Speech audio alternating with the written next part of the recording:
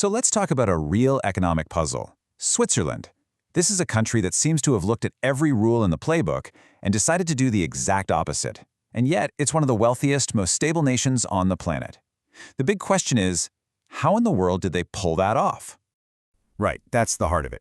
How did this small, landlocked nation, with basically zero natural resources, surrounded by massive, powerful empires for centuries, somehow end up on top? It's a story that really defies all the conventional wisdom we're taught.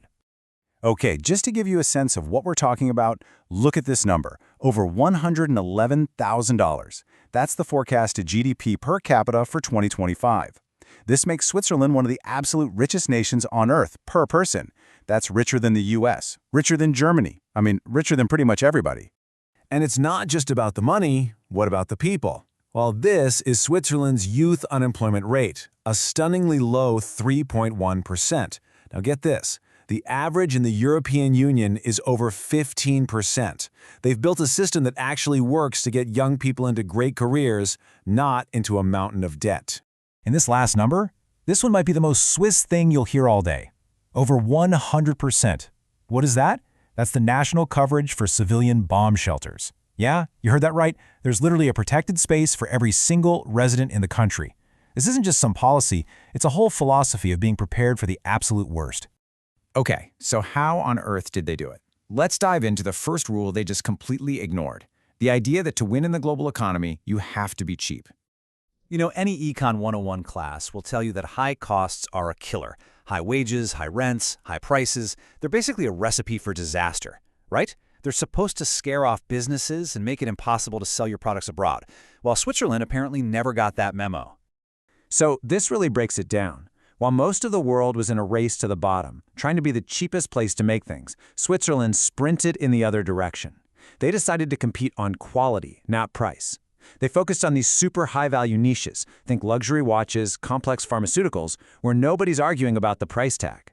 They figured out that being expensive isn't a bug, it's a feature. It's a filter. It signals you're the best, and it forces you to innovate constantly to justify those prices. And this is the secret sauce behind that world-class workforce. Instead of telling every kid that university is the only way to succeed, about 70% of Swiss students at age 15 go into this amazing dual education system. They spend a few days a week working as a paid apprentice at a real company, learning real skills, and the other days in a classroom. So what's the result? Bam, no skills gap, because companies are training the exact people they need. And guess what else? No crippling student debt crisis. It's a system where becoming a master craftsman is just as prestigious as getting a PhD. All right, on to the second rule they threw out the window. Every business guru will tell you, go big or go home, right? You need size, you need powerful allies. Switzerland chose to have neither. The conventional thinking goes something like this. To build huge global companies, you need a big home market to start with. And you've got to join the big clubs like the EU or NATO for protection and market access. And Switzerland basically said, nah, we're good. And check out the genius of this.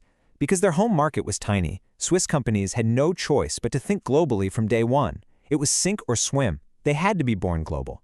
Then, by staying fiercely neutral, they turned what looks like a weakness into their single greatest strength. They didn't have to pick a team in the great game of geopolitics. They became the ultimate neutral corner, the place where everyone could come to talk. This quote just sums it up perfectly. Think about it. It's no accident that Geneva is home to the UN and countless international organizations. Everyone trusts them because they don't have a dog in the fight. This neutrality also made the Swiss franc a global safe haven currency, which means whenever there's chaos in the world, money floods into Switzerland, making them even more stable. Okay, this third rule they broke, this one might be the wildest of them all, especially when you look at how governments work today. The idea that you need a strong central government to get anything done. We're all used to looking at places like Singapore or China and thinking, wow, that top-down centralized control is the secret to getting things done fast. A powerful central government can make big moves and make them quickly. Switzerland decided to do the exact opposite. But Switzerland? It's basically the polar opposite. It's radically decentralized. You've got 26 regions, called cantons, and they all compete with each other for citizens and businesses. They set their own tax rates, their own regulations, so if your local government starts doing something you don't like, you can literally just pack up and move to the next canton over. It creates this constant competition for good governance. It's like a natural selection for good policies, because bad ones get voted down by the people in referendums, or people just leave. And the result of this constant competition? You're looking at it. Just incredible fiscal discipline. Switzerland is chilling down here at around 37.5% of GDP in government debt. Now look at the US, over 120%. Japan, we're talking over 230%. It's not even close. Because power is so spread out, no one group can just decide to spend a ton of money without everyone else agreeing to it. So when you piece all this together, being expensive, staying neutral, spreading out power, what's the big idea? What's the secret sauce here that makes it all work? This chart is great because it shows how Switzerland fits in with other successful small countries. You know, everyone has their own flavor. The Nordic countries rely on high social trust and safety nets. Estonia is this super nimble, lightweight digital state.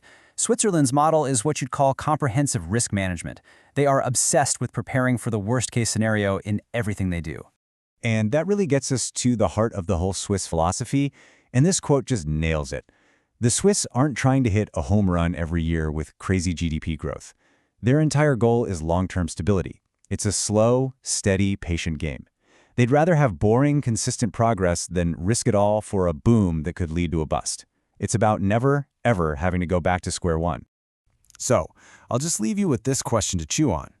In a world that's obsessed with growth at all costs, maybe Switzerland is showing us something different. What if the real secret to winning isn't about how fast you can grow, but about building a system that's designed from the ground up to simply never, ever collapse?